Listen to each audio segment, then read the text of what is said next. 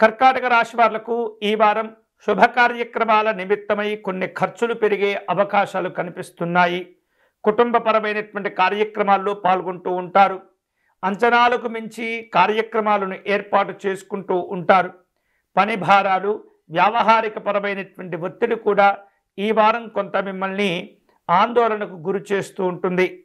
వ్యాపారపరమైనటువంటి అంశాల్లో ఈ వారం కర్కాటక రాశి వాళ్లకు అన్ని విధాలుగా అనుకూలంగా ఉంటుంది. నూతనమైనటువంటి ఆదాయ మార్గాలను పెంచుకోగలుగుతారు. గతంలో ఎదుర్కొంటూ ఉన్నటువంటి కొన్ని రకాల సమస్యలకు చక్కని పరిష్కారాలు కూడా ఈ వారంలో మీరు అనుభవించగలుగుతారు. ఈ పరిష్కార మార్గాలు ఎప్పుడైతే మీరు అనుభవంలోకి తెచ్చుకుంటారో, వాటిని పాటిస్తుంటారో, అన్ని రకాల ఉపశమనాలు కూడా మీరు పొందుతూ ఉంటారు. ఉద్యోగపరమైనటువంటి అంశాల్లో ఉద్యోగస్తులకు పని భారాలు పెరిగినప్పటికీ కూడా సంతృప్తికరమైనటువంటి ఫలితాలు, ఆదాయ కార్యక్రమాలు, అలాగే కుటుంబపరమైనటువంటి అభివృద్ధితో కూడినటువంటి అన్ని రకాల సంతోషాలు కూడా పొందుతూ ఉంటారు.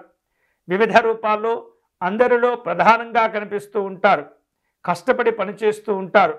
అందరి యొక్క దృష్టి, ప్రశంసలు మీపైన ఉంటూ ఉంటాయి. మీరు చెప్పినటువంటి అన్ని రకాల పనులు చక్కగా జరిగిపోతూ ఉంటాయి. వ్యావహారిక విషయాలు, ప్రేమలు, ఆప్యాయతలు, అనుబంధాలు ఈ వారం చాలా సంతోషకరంగా ఉండబోతున్నాయి.